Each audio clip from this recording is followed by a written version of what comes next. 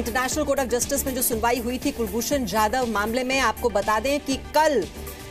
इसका फैसला सुनाया जाएगा। कल दोपहर 3:30 बजे यह फैसला सुनाया जाएगा। भारत पाकिस्तान ने 15 मई को इंटरनेशनल कोर्ट ऑफ जस्टिस में अपनी अपनी तरफ से ये दलीलें दी थी और वियना संधि का उल्लंघन बताया था भारत ने इसको।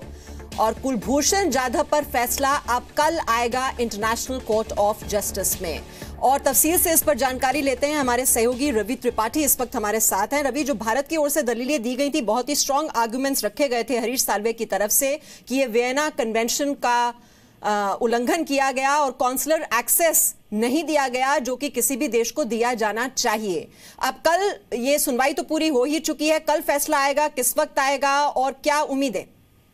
देखिए, सबसे बड़ी बात यह है कि दोनों देश, चाहे भारत है चाहे पाकिस्तान है, दोनों की निगाह इस पूरे फैसले पर है। चूंकि भारत के लिए सबसे बड़ी उम्मीद यह है कि अगर कल भारत को जीत मिलती है, भारत को सफलता मिलती है, इंटरनेशनल कोर्ट ऑफ जस्टिस का फैसला अगर भारत के हक में आता है, तो जो आपने कहा वियना कन्वेंशन के हिसाब से काउंसलर एक्सेस जो चाह रही भारत सरकार को मिले, ताकि ये पता तो चले कि कुलभूषण जाधव के स्टेटस क्या है, वो कहाँ है, किस स्थिति में है, जो भारत जानना चाह रहा है और पाकिस्तान छुपा रहा है उसको। अभी तक पाकिस्तान ने एक्सेस नहीं दिया है, तो ये सबसे बड़ी सफलता होगी। और उसके बाद फिर एमईए अगला स्टेप उठाएगा कि आगे किस तरह से इस मामले में बढ़ना है, क्योंकि अगर कूटनीति के हिसाब से माने तो भारत की बड़ी जीत मानी जाएगी। क्योंकि इस स्टेप को लेकर भी आईसीजे जाना है, इसको लेकर भी कई सवाल खड़े हो रहे थे कई तरफ से, लेकिन इसमें जाना और अपने एक शख्स, अपने एक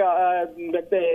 मतलब इंडियन को बचाने के लिए भारत इस लेवल पर भी जाएगा और वहां जाकर सफलता हासिल होगी। और फिर एक तो पाकिस्तान को करारा जवाब मिलेगा, पाकिस्तान के झूठ को बेनकाब करने में सफलता मिलेगी भारत को, और लीगली जो एक तरह से कहा जाए तो भारत और इस मामले में आगे बढ़ेगा, काउंसलर एक्सेस मिलेगा। और किस तरह से फिर जाधव को बचाकर हिंदुस्तान लाना है, वापस लाने की जो मांग भारत लगातार कर रहा है, भारत के लोग भी चाह रहे हैं, उस मामले में भारत आगे बढ़ेगा। जी, और जिस तरीके से ये दलीलें रखी गई थी इंटरनेशनल कोर्ट ऑफ जस्टिस में, एक बात तो साफ है रवि कि पाकिस्तान को पूरी तरह से एक्सपोज कर दिया गया है भारत की तरफ से। और इंटरनेशनल कोर्ट ऑफ जस्टिस में अब अगर हम ये कहें कि अंतर्राष्ट्रीय मंच पर अगर पाकिस्तान एक्सपोज होता है, ये भी अपने आप में एक बड़ा सेटबैक कहा जा सकता है पाकिस्तान के लिए।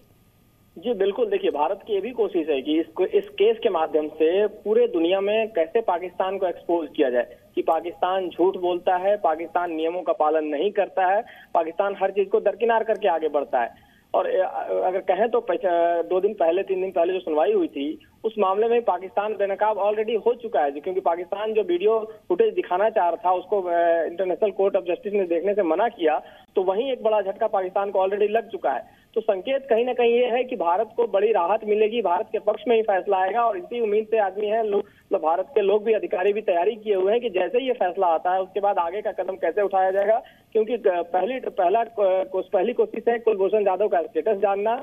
उसके बाद उनको वापस लाने की कोशिश करना, और जाहिर तौर पे जो आपने कहा कि अंतर्राष्ट्रीय लेवल पे पाकिस्तान को बेनकाब करना, ये भारत का मकसद है। क्योंकि चाहे तो टेररिज्म के मामले में हो, चाहे दूसरे मामलों में हो, जिस तरह से जो लोग हैं, चाहे जासूस उनके